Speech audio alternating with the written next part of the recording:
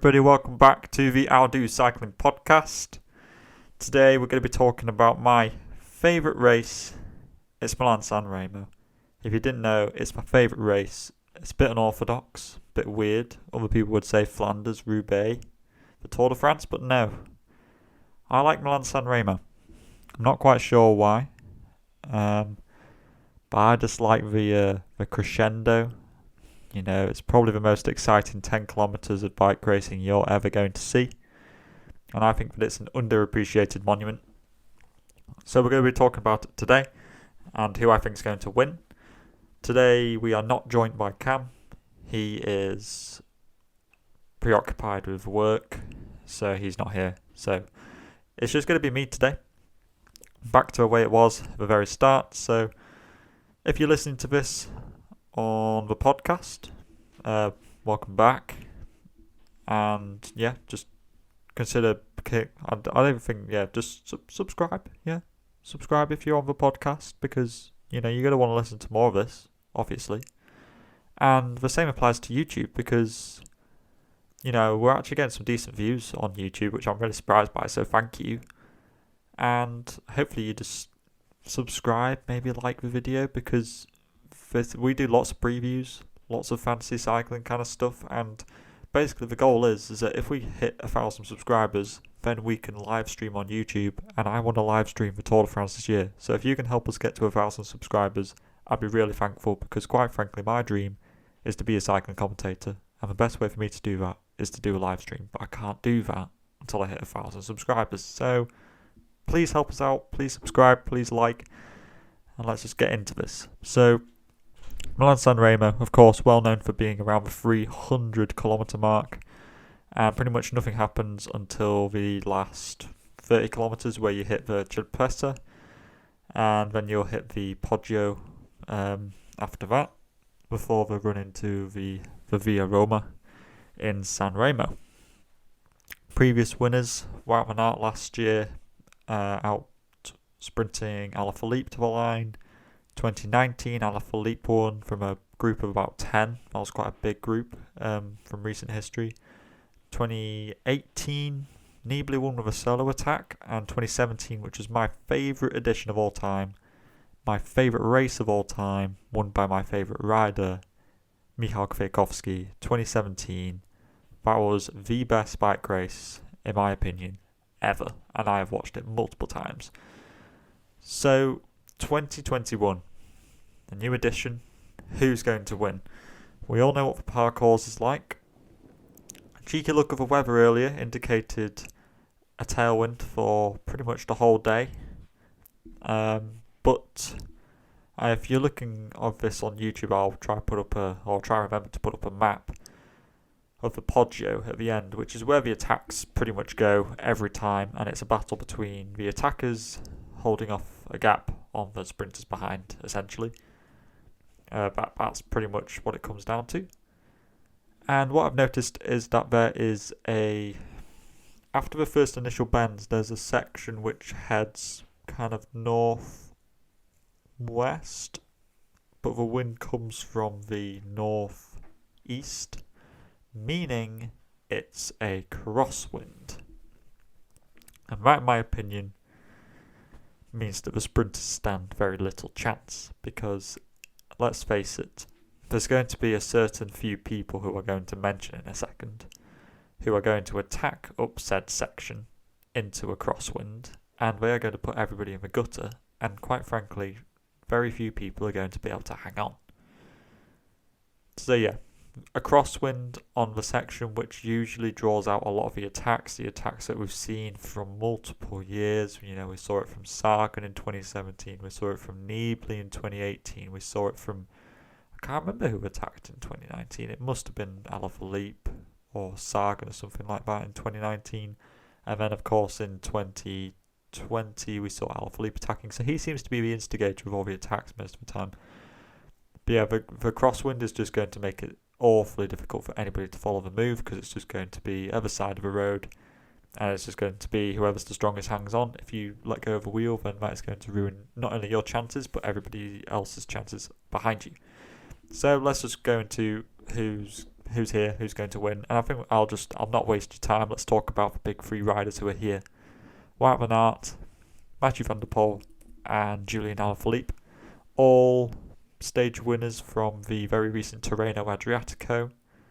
If you haven't listened to that podcast, just, we did a little review. Reviews don't seem to be doing as good, so maybe we'll stop doing them. But, we did a review. It's on podcasting. I tried to upload it to YouTube, but Wi-Fi is not good enough, so I couldn't bloody do it in time.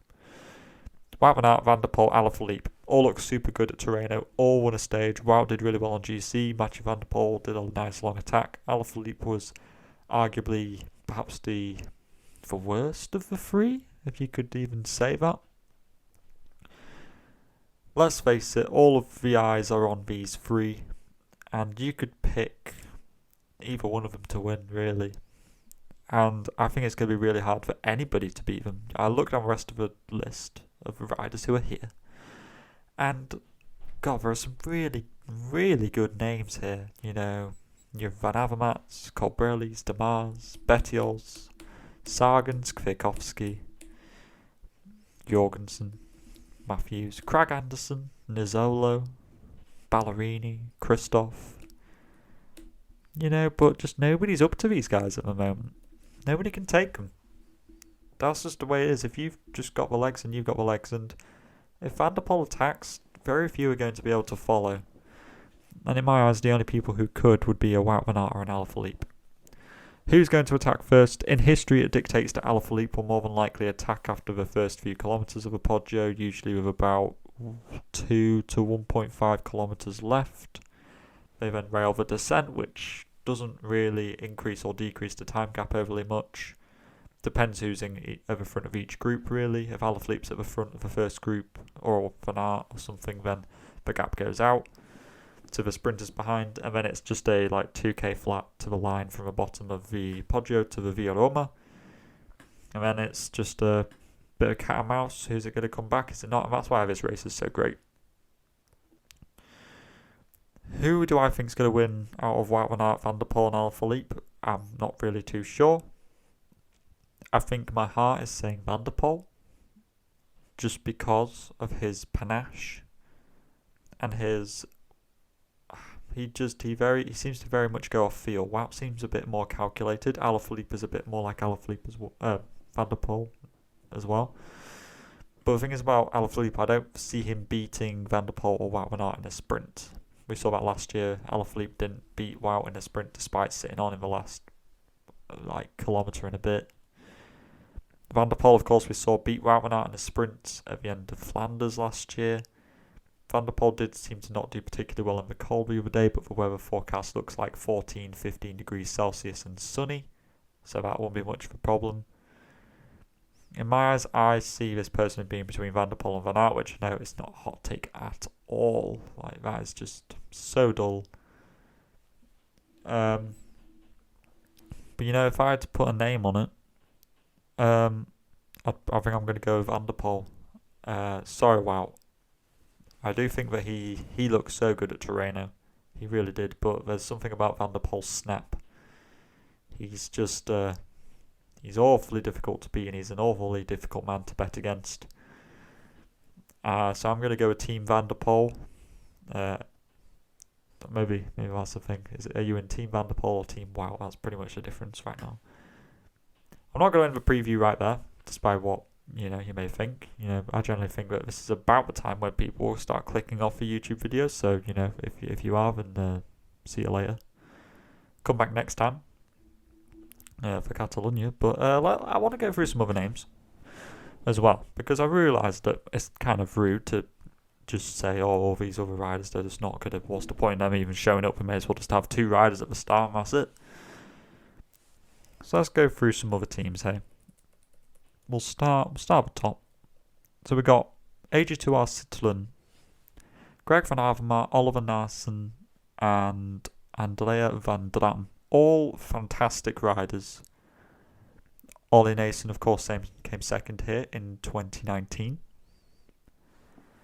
And Van Dram looked pretty good at Tirreno.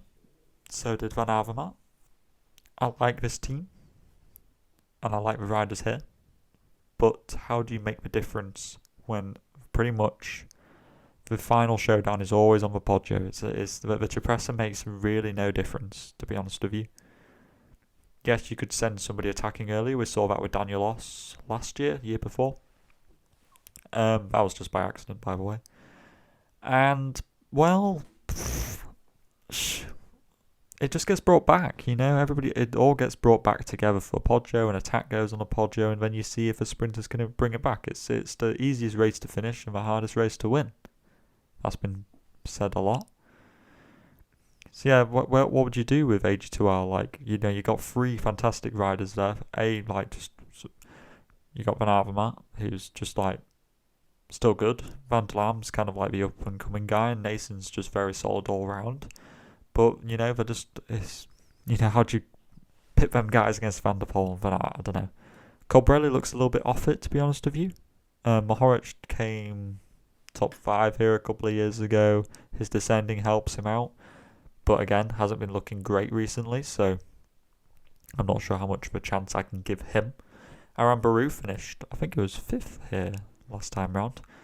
But yeah, Aran Baru got some decent results in Torino recently. 6th in Omloop Het Nieuwsblad, 22nd in Strade. He's just a very solid rider overall. Milan Sanremo came 7th last year, actually, so a very respectable performance from Aran Baru. Who else we got? Sagan, Ackermann, Schachmann, all coming for Bora. You say Ackermann's probably the fastest of those guys in a sprint. Sagan, I think, is still refining form, and I'm not sure he'll be personally targeting this race overly, because he knows that he needs race days, and he knows he's probably not going to beat Van der Poel and Van Aert. So he's more than likely, I'd say, maybe setting up an attack for Max Schachmann, who did look good at Paris-Nice. Huh? What do you think? I think Schachmann is in awfully good shape and could be on for a very decent result if he manages to hang on to a Van der Poel and a Wout van Aert on the Poggio and Alaphilippe. Very, very difficult. I think Schachmann is just on the edge of those guys, but I'm not sure if he's quite that calibre. But he's very good.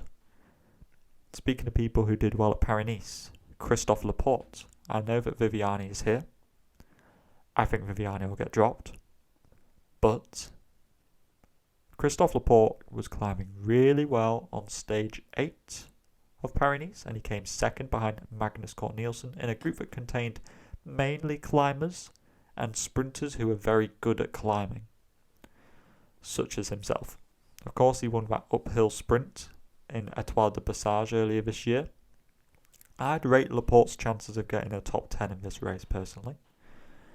I'm not sure that's particularly wild prediction there, but I like Laporte at the moment. I think he's looking pretty good. I think that maybe what might happen in this race is that a group of, well, let's face it, 3 riders is going to go off the front. And what about maybe a second group forming? What about a second group of 5 to 6 riders, and then the sprinters behind them? We don't usually see a second group forming. We usually see one group who contest to win. Then we just see a peloton. What if there's a bit of an in between, where there's 2 groups and then a peloton? Hey, I reckon if that was the case in that second group, there would be a Laporte and there would be a Schachmann. I'm telling you right now. Somebody else who would be in that group, Ballerini. More than likely, climbing extremely well for Koenig Quickstep.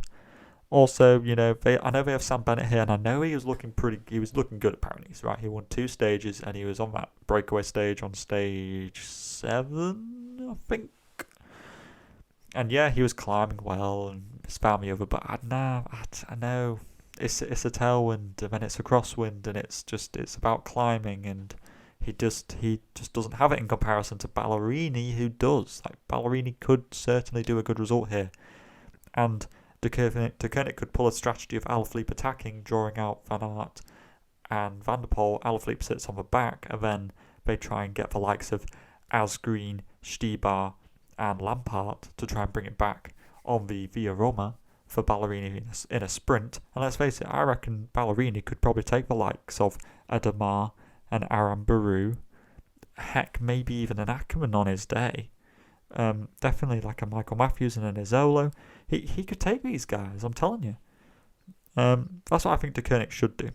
EF bring Abetiol, Bissiger, Higita, Magnus Cort Nielsen, all fantastic riders, but again, who's winning?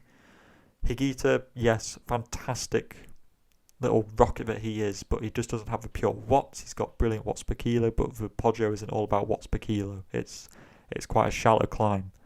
So EF, I'm not particularly rating their chances. Could somebody in their team get a top 10? Yeah, probably. I'd quite like to see Bissiger. I think that'd be quite cool. I know he won the time trial in Paris. Demar, yeah, looks okay. Not rating his chances too highly though. Ineos bring Kwiatkowski, Ganna, Hayter, Moscon, Pidcock. Pidcock seems to struggle over 200k, but again, that's over very lumpy terrain. Therefore, he could do fine here. Kwiatkowski likes to go well here.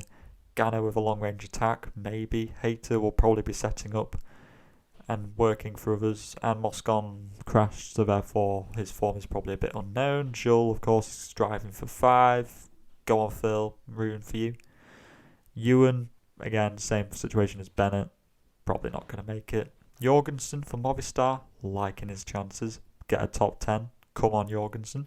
Buhani, after his very heroic performance trying to tow Roglic back, probably won't finish in the top 10.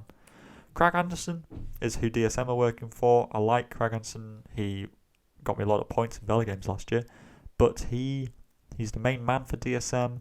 He left Paris early, maybe to peak for this, maybe to get a good tapering time into this. I reckon Craig Anderson could be one who would finish in that kind of second group that I was just mentioning. Michael Matthews looks fantastic at the moment. Now, he has looked super at Paris, but the Poggio isn't tricky enough for him to make a difference. He needs a harder climb. Top 10, yes, probably.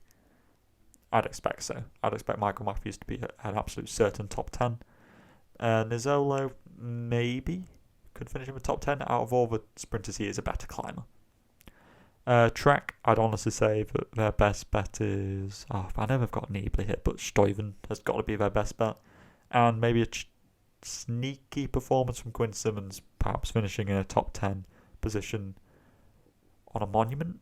Like, that'll be a bit crazy. And UAE still don't know what's going on because they are bringing Trentin, Gaviria and Christoph, who are all free sprinters, and therefore they have no idea who's working for who. So therefore UAE won't be winning this race. And that's about it, really. I think Van der Poel's going to win. I think Van Aert will come second. And I think Alaphilippe will sit on the back and will finish in third place. A group behind will be led by, more than likely, Ballerini, Matthews, and Laporte, more than likely, will finish high up in the group behind. And my crazy pick will be that Quinn Simmons will finish in the top 10 of this race. That's your Milan Sanremo preview in under 20 minutes. If you're still here, please like the video, please subscribe. I really want to try and get to 1,000 subscribers. I know it's a bit beggy, but I just really want to do it. Check out Instagram if you want to see some cool pictures and some cool cycling memes. That's some stuff we're wrestling out a lot at the moment. And yeah, the next thing that we'll be talking about is I'll do a Vela Games for this, for Milan Sanremo, if that's your kind of thing, if you're into fancy cycling. Then we'll do Volta Catalunya, which starts on Monday. And then so on and so forth into the classics, hey? Anyway, that's all we've got today. That's all I'm talking about. All that is left to say is to keep your masks on, to stay safe, and that I'll talk to you next time. And salut!